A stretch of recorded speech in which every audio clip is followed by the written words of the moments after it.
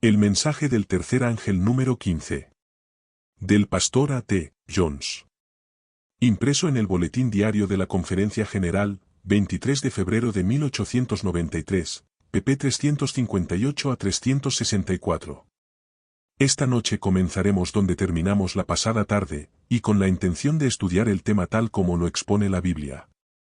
Podría predicar lo mismo a partir de los testimonios y del camino a Cristo, en lugar de hacerlo a partir de la Biblia. Pero hay un gran problema: los hermanos parecen estar muy prestos a contentarse con lo que leen en esas publicaciones, y no van a la Biblia para encontrarlo allí. Ahora bien, ese es precisamente el objetivo de los testimonios y del camino a Cristo, llevarnos a la Biblia a fin de encontrarlo en ella. Así pues, evitaré intencionadamente esos materiales, no como si contuvieran algún error, sino porque queremos razonarlo a partir de la Biblia, y saber dónde se encuentra en ella. Ese es el camino que el propio Señor ha dispuesto, tal como los mismos testimonios declaran. Leeremos ahora en ellos.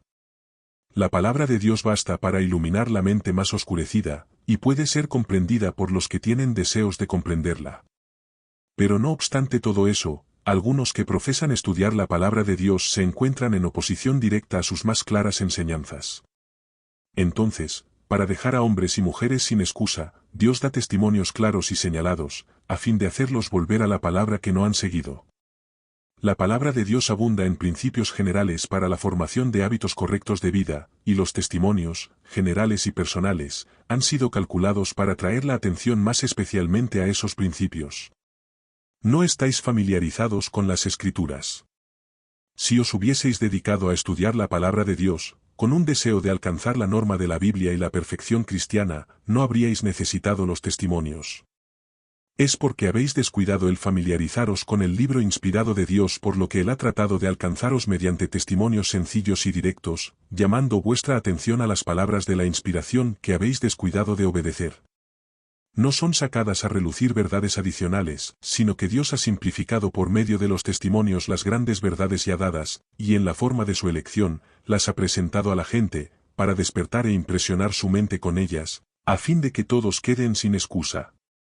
Los testimonios no han de empequeñecer la palabra de Dios, sino exaltarla, y atraer los ánimos a ella, para que pueda impresionar a todos la hermosa sencillez de la verdad. 2 JT 279 a 281.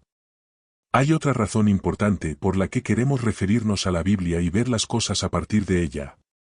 Al acabar este instituto y asamblea, deberemos ir y predicar precisamente eso, y hemos de predicarlo a personas que no creen en los testimonios. Las Escrituras declaran que las profecías son, no para los incrédulos, sino para los que creen. 1 Corintios 2 y 22. Cuando vamos a predicar este mensaje a quienes nada saben sobre los testimonios, hemos de enseñar lo que dice la Biblia, y lo hemos de hacer solo a partir de ella. Si predicásemos a nuestro propio pueblo, sería útil recurrir a los testimonios y a esas otras ayudas, pero si aún entonces las mentes fueran conducidas a estas fuentes, y no fueran llevadas en ello a la Biblia, entonces no se habría dado a los testimonios el uso correcto, el que el Señor ha dispuesto. He observado un fenómeno parecido en otra área. El libro, The Christian Secret of a Happy Life, a El secreto cristiano para una vida feliz, parece tener una gran influencia en muchos. He conocido a personas que han leído ese libro, y que han obtenido considerable beneficio a partir de su lectura, según su propia percepción. Los ha iluminado y alentado, pero aún así son incapaces de encontrar eso en la Biblia y obtenerlo de ella. Hermanos, quiero que cada uno de vosotros comprenda que hay en la Biblia mucho más sobre el secreto cristiano para una vida feliz, que en 10.000 copias de ese libro. Congregación, amén. Creo haberlo visto por primera vez hace unos 5 o 6 años. Alguien que lo estaba leyendo me preguntó si lo conocía. Le respondí que no. Me preguntó si lo querría leer, a lo que respondí afirmativamente. Y así lo hice, pero no sin darme cuenta de que había encontrado mucho más sobre el secreto cristiano para una vida feliz en la Biblia, que en aquel libro. Quisiera que las personas aprendieran a encontrar directamente en la Biblia lo que ésta contiene. Congregación, amén. Si el libro es útil para ayudar a las personas a encontrar ese secreto en la Biblia, bien está, pero sé que ese libro no contiene nada sobre el secreto cristiano para una vida feliz, que no ponga la Biblia al alcance de cualquiera. En cierta ocasión oí a alguien decir que yo había obtenido mi luz a partir de ese libro. Aquí está el libro del que obtuve mi secreto cristiano para una vida feliz, sosteniendo en alto la Biblia, y de ninguna otra parte. Y lo obtuve antes de haber leído el otro libro, incluso antes de saber sobre él. Y así sucederá a todo el que lea la Biblia y la crea. Ahora quisiera hacer algunas preguntas sobre asuntos que ya hemos tratado. ¿Qué es la lluvia tardía? Alguien en la congregación, la enseñanza sobre la justicia, de acuerdo con la justicia. ¿Qué es el fuerte pregón? Congregación, el mensaje de la justicia de Cristo. El fuerte pregón del tercer ángel ya ha comenzado en la revelación de la justicia de Cristo, 1 Ms 425. ¿De quién procede la lluvia tardía? Congregación, de Dios. ¿Enteramente? Congregación, sí. ¿Quién lo personifica? El Espíritu de Dios. Ahora reunamos ambas cosas. La enseñanza de la justicia, de acuerdo con la justicia, el mensaje de justicia, es el fuerte pregón, es la lluvia tardía, es la justicia de Cristo. ¿Es así? Congregación, sí. La lluvia tardía proviene del cielo. ¿Cuánto de la lluvia tardía proviene de mí? Congregación, nada. ¿Cuánto de ella puedo manufacturar? Congregación, nada. Puesto que proviene del cielo, ¿la tomaréis tal como viene, la recibiréis del cielo? Congregación, sí. En este punto estábamos anoche. ¿Estáis dispuestos a tomarla del cielo? Congregación, sí. ¿Está cada uno de los aquí presentes dispuesto a tomar la justicia del cielo? Congregación, amén. ¿Estáis dispuestos a que sea de acuerdo con la voluntad de Dios, sin pedirle que tome alguna parte de nosotros? Congregación, sí. Todo el que esté dispuesto a tomar la justicia del cielo, puede recibir la lluvia tardía. Congregación, amén. El que no lo está, y desea que el Señor tome algo de uno mismo, no puede tener la lluvia tardía, no puede tener la justicia de Dios, no puede tener el mensaje de la justicia de Cristo. ¿Qué constituye la lluvia tardía? Congregación, la justicia. ¿Estamos en el tiempo de la lluvia tardía? Congregación, sí. ¿Qué debemos pedir? Congregación, lluvia. ¿En qué consiste? Congregación, la enseñanza de la justicia, de acuerdo con la justicia. ¿De dónde ha de proceder? Congregación, del cielo. ¿La podemos tener? Congregación, sí. ¿La podemos tener ahora? Congregación, sí. La lluvia tardía es la justicia de Dios, su mensaje de justicia, el fuerte pregón, y ha de descender del cielo. Ahora estamos en el tiempo de la lluvia tardía, hemos de pedirla y recibirla. ¿Qué, pues, podría impedir que recibiéramos ahora la lluvia tardía? Congregación, la incredulidad. Leeré un pasaje de este folleto. Ya lo hemos citado en una ocasión anterior. Lo encontraréis en la página 8 de El peligro de adoptar los métodos mundanos, en la obra de Dios. Como intercesor del hombre y su abogado, Jesús guiará a todos los que estén dispuestos a ser guiados, diciendo, seguidme hacia arriba, paso a paso, a donde brilla la clara luz del sol de justicia. Pero no todos están siguiendo la luz. Algunos se están apartando del camino seguro, que a cada paso es una senda de humildad. Dios ha encomendado a sus siervos un mensaje para este tiempo. No quisiera repasar ahora ante vosotros las evidencias dadas en los 2 años anteriores a ahora 4, de la forma en que Dios ha obrado por medio de sus siervos escogidos, pero ante vosotros está la evidencia actual de que Él está obrando, y tenéis ahora la obligación de creer. TM 465. Entre corchetes, comentario de A. T. Jones. Creer, ¿qué? ¿Cuál es el mensaje al que se refiere como habiendo sido dado por Dios a sus siervos para este tiempo? Congregación, el mensaje de la justicia. El mensaje de la justicia de Jesucristo. Se trata de un testimonio que había sido despreciado, rechazado y criticado por 2 años, y desde entonces han pasado otros 2 años. Pero ahora queda revelada la evidencia de su obra, y, ¿qué nos dice ahora Dios a cada uno de nosotros? Tenéis ahora la obligación de creer ese mensaje. Por lo tanto, todo aquel que no crea, simplemente ha de responder ante Dios, ¿no os parece? Comencemos, pues. Hay, no obstante, otra palabra a la que quisiera llamar vuestra atención.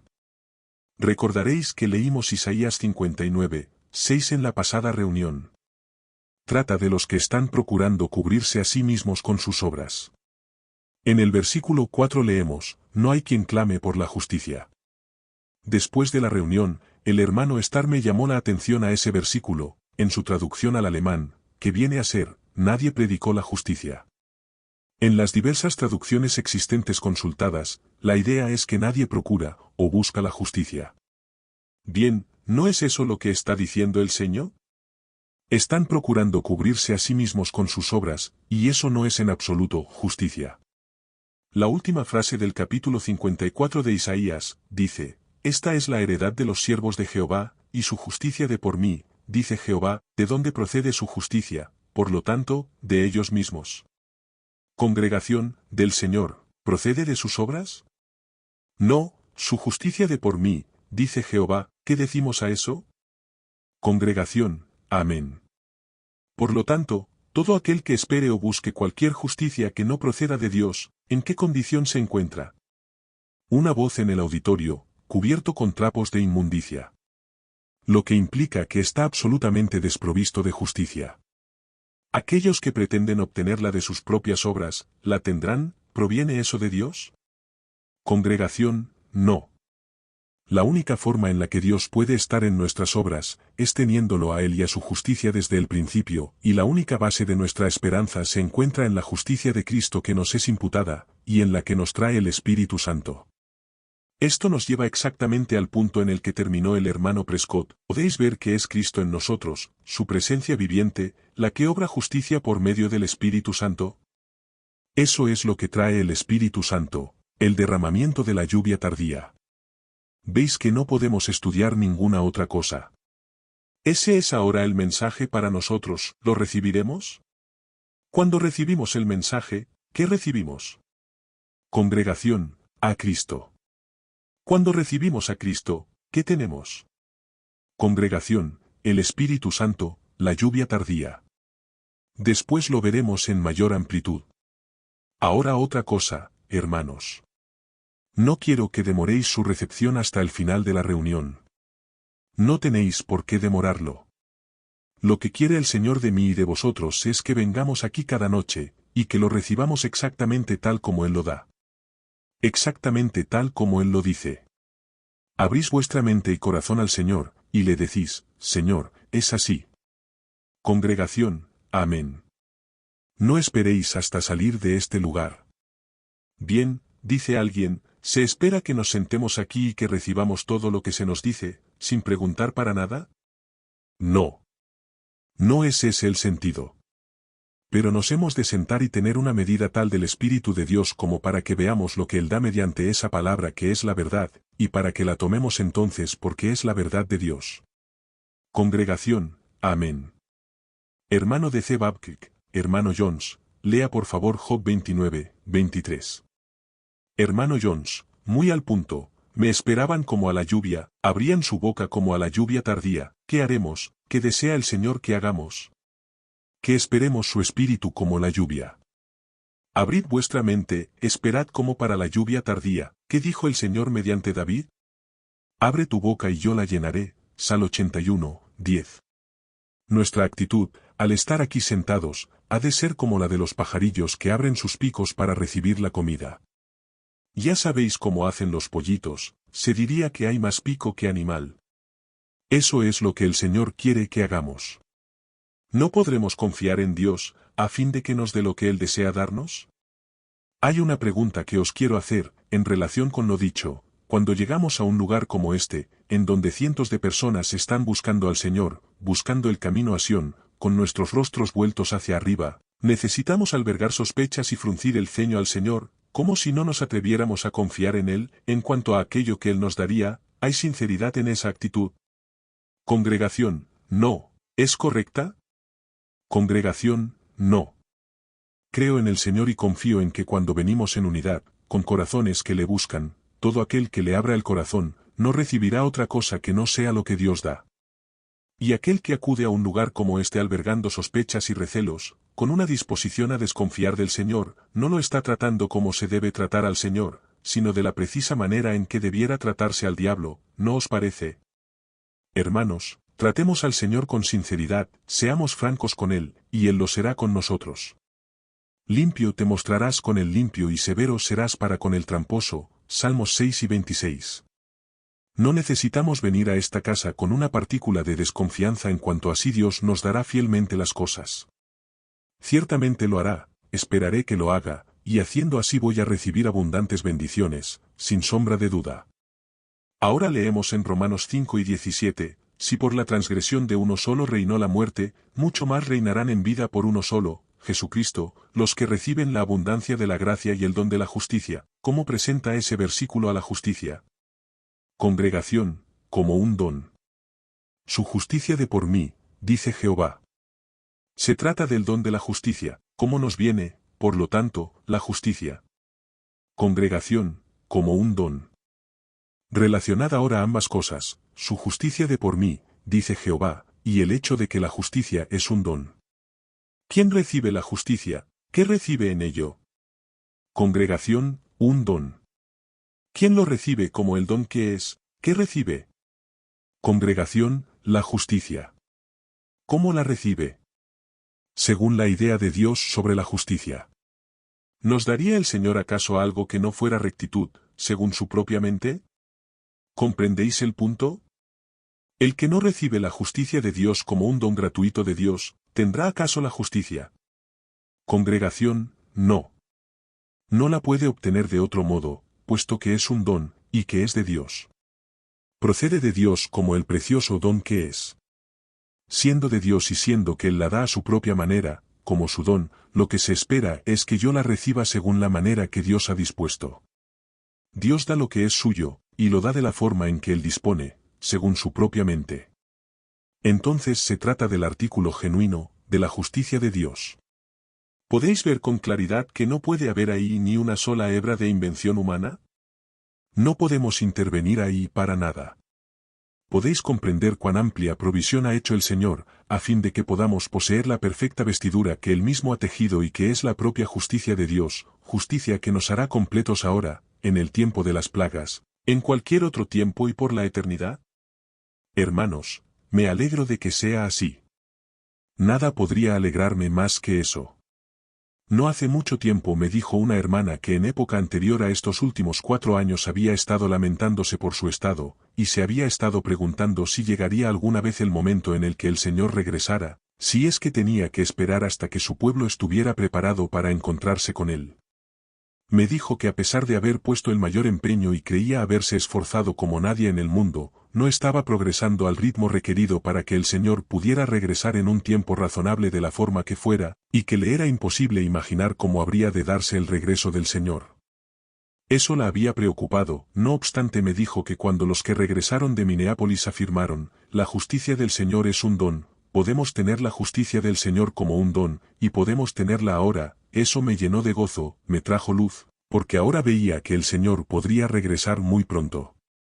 Siendo que es Él mismo quien nos pone el ropaje, nos viste, nos da el carácter, preparándonos así para el juicio y para el tiempo de angustia, comprendí ahora que el Señor podría regresar con la prontitud que Él deseaba.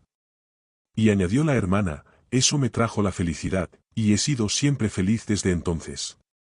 Hermanos, también a mí me hace feliz todo el tiempo. Hoy eso es muy significativo. Sabéis que todos hemos estado en ese mismo sitio.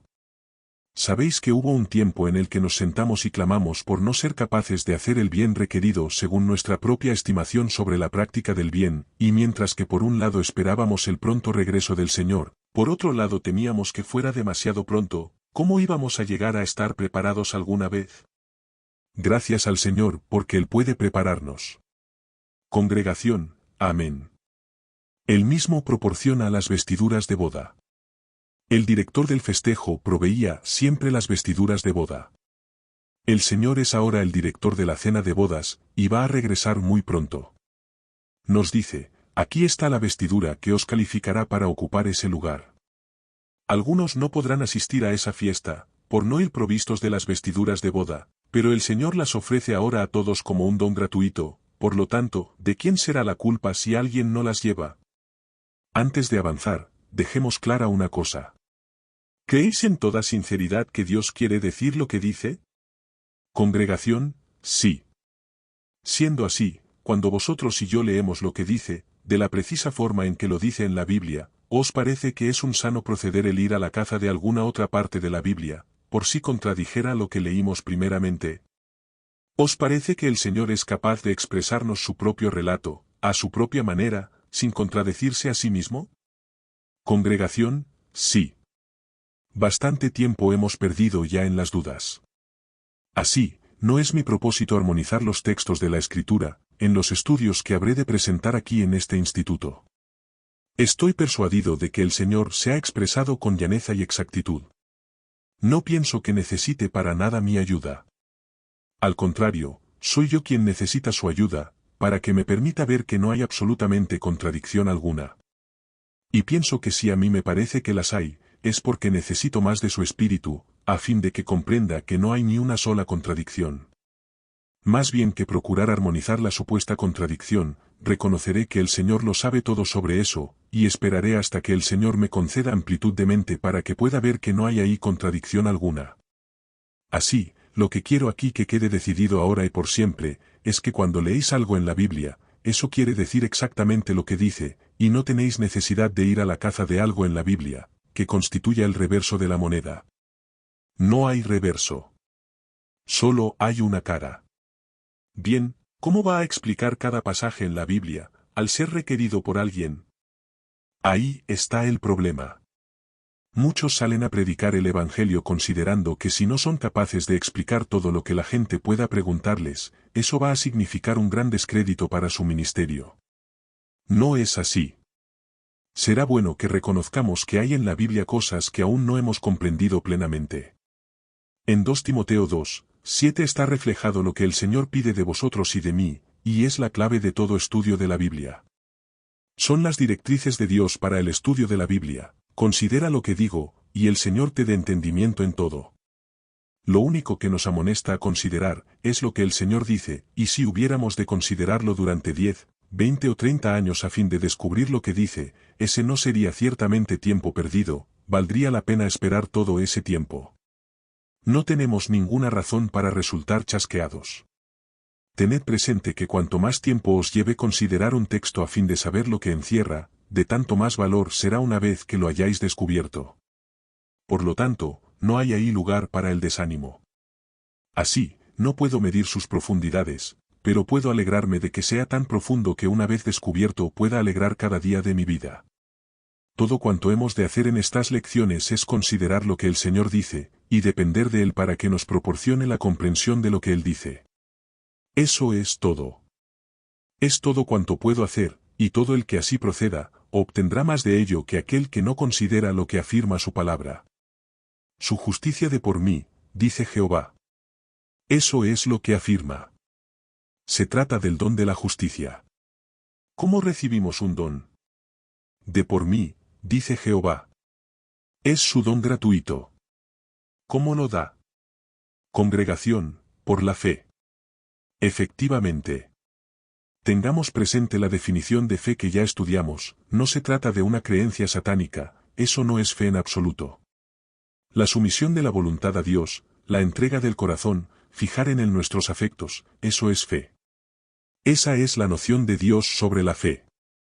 Al leer en su palabra sobre la fe, recordemos que ese es su significado. Observad esto, se la recibe por la fe, se la conoce por la fe. Pero leamos el texto y veamos que es así. Romanos 1:17. Porque en el Evangelio la justicia que viene de Dios se revela de fe en fe. Por lo tanto, ¿de qué única manera se la puede obtener? Congregación, por la fe.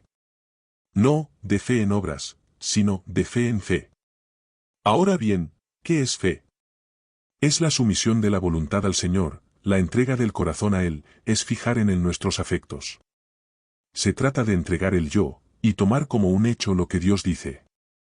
Dicho de otro modo, la fe consiste en que cuando Dios dice algo y vosotros y yo lo leemos, clamamos de corazón, amén. Es así. Eso es fe. La fe viene por el oír, y el oír por la palabra de Dios. Romanos 10 y 17. ¿Cuál es, pues, la fuente de la fe? Congregación, la palabra de Dios. ¿Cómo nos viene la fe? Congregación, por el oír la palabra de Dios. Esa es la fuente, el origen. Al leer esa palabra, os sometéis a ella y decís, es así. La tomo tal cual es, sin intentar explicarla, ni siquiera a mí mismo. La tomo tal como Dios la dice. La recibo tal como Él me la da. Reposo en su palabra, en la precisa forma en que el Señor me la proporciona, según la comprensión de ella que Él mismo me da. Haciendo así puedo tener la seguridad de que en esa palabra y a partir de ella, recibiré lo que la palabra tiene para mí. Además, eso evita que entretejamos en ella hebras de invención humana. Así pues, es un asunto de fe, viene por la fe, la recibimos de esa manera.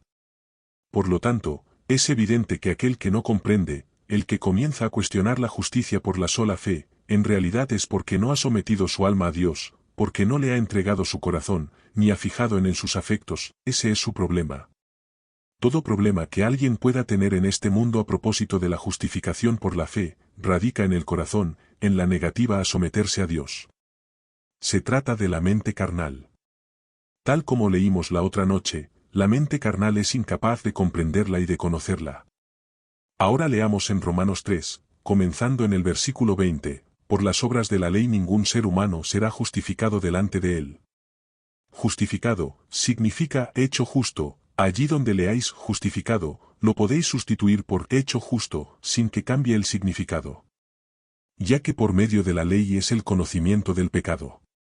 Pero ahora, aparte de la ley, se ha manifestado la justicia de Dios, testificada por la ley y por los profetas, la justicia de Dios por medio de la fe en Jesucristo, para todos los que creen en Él, y luego hacen lo mejor que pueden. Congregación, no, porque no hay diferencia. Para todos los que creen en Él, porque no hay diferencia, por cuanto todos pecaron y están destituidos de la gloria de Dios. Y ahora el versículo al que quería llevaros, 24, y son justificados, son hechos justos. ¿Cómo? Congregación, gratuitamente, ¿hechos justos gratuitamente? Congregación, sí. Así es. Demos gracias al Señor por ello, y tomémoslo ahora mismo. Siendo hechos justos gratuitamente por su gracia. Detengámonos ahora en este punto, en la gracia, y volvamos a Romanos 11, 6, donde leemos, y si es por gracia, ya no es por obras, de otra manera la gracia ya no sería gracia. Y si la gracia dejara de ser gracia, ¿qué sería de las personas en este mundo? ¿Qué sería de nosotros? Una voz, dejaríamos de ser. Efectivamente. Hermanos, entreguémonos, sometámonos.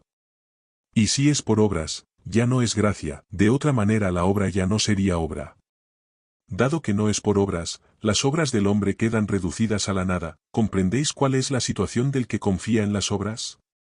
Seguimos leyendo en Romanos 3, a partir del versículo 24, son justificados gratuitamente por su gracia, mediante la redención que es en Cristo Jesús, a quien Dios puso como propiciación por medio de la fe en su sangre, para manifestar su justicia.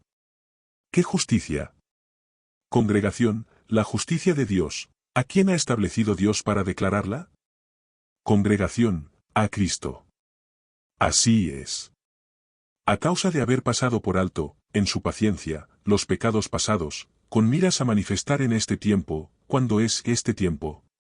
Congregación, ahora, ¿es esta noche? Congregación, sí, ahora mismo, a las 9:04. Congregación, sí, ¿qué es lo que ha de manifestar? Su justicia. Congregación, sí, ¿a vosotros? Congregación, sí. Gracias al Señor por ello.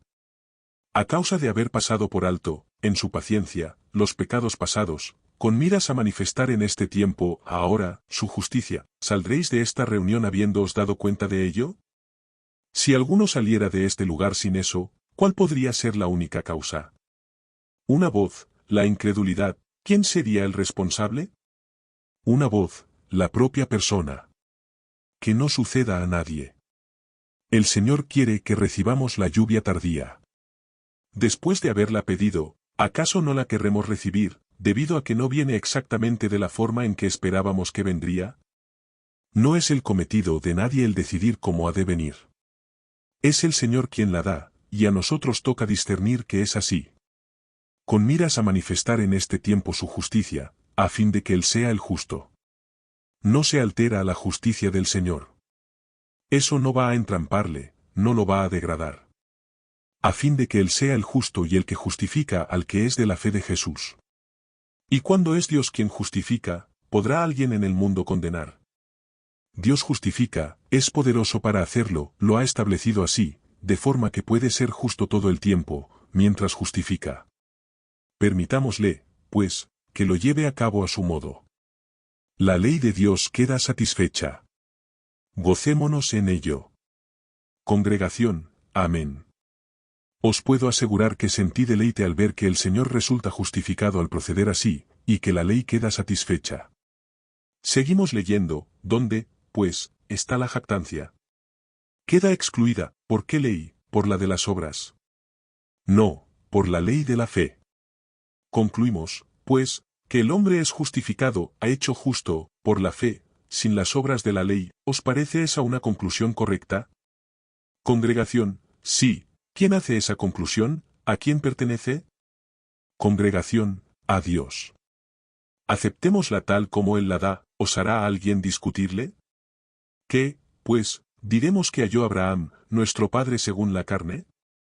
Si Abraham hubiera sido justificado por las obras, tendría de qué gloriarse, pero no ante Dios. ¿De qué le serviría al hombre gloriarse, si no puede gloriarse ante Dios?